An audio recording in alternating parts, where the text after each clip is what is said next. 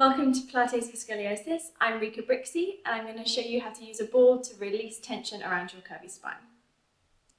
We're going to be using this small ball just to do a little bit of release work for the muscles that can often get quite tight. So this is just a hard massage ball. You could also use a tennis ball or like one of those spiky dryer balls. But if you don't have anything like this in your home, I recommend that you do get hold of one because it's a pretty key part of my Living with Scoliosis toolkit.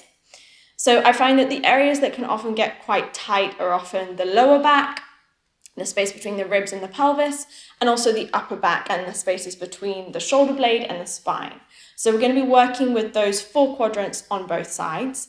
And even if you feel that most of your discomfort is only in one area, I recommend that you always look at both sides and at both the bottom of the spine and the top of the spine, because there might be some tightnesses there that you're not quite aware of. So I'm going to be laying on my back. I'm just going to start with the lower left quadrant of my spine. So I'm going to lay down and then I'm going to take this ball and I want to place it just onto the muscle in between the bottom of my ribs and my spine. So I want to make sure that I'm resting on the muscle, not on the bone, otherwise that will be quite sore. I'm just going to place my arms by my sides. I'm going to hover my pelvis up, so I'm using my legs just a little bit. And then I'm just going to roll side to side slightly.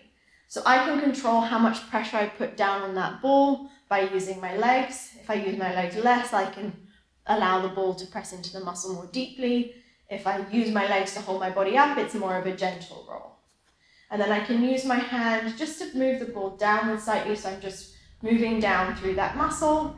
And again, I can just move the body side to side. I can roll up and down slightly just to create a little bit of release.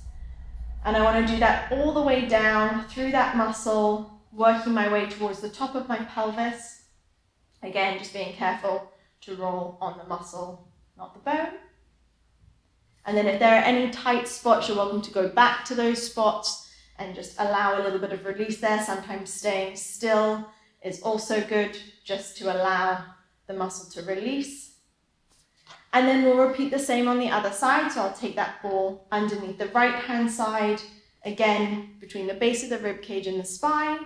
And I'm just going to roll side to side. And for me, this tends to be the side that I'm tighter in. So I'll feel quite a lot of knots in the muscle, just bands of tightness. And that's okay, you just want to be aware of the differences side to side and just honor them, taking your time to roll through that muscle. And then we'll move to the upper back. So I'm going to take the ball now. It's a little tricky to get it behind you, but you want to place the ball in between the bone of your shoulder blade and the spine, just where you can manage. Again, I press into the feet, I hover the pelvis, and now I find a rolling up and down technique is quite useful, just to roll over the shallow muscle on the back of the rib cage, the muscles between the shoulder blade and the spine. And again, you can go a little bit side to side. I find sometimes there can be tightness in the muscles at the top and sometimes lower down towards the base of the shoulder blade.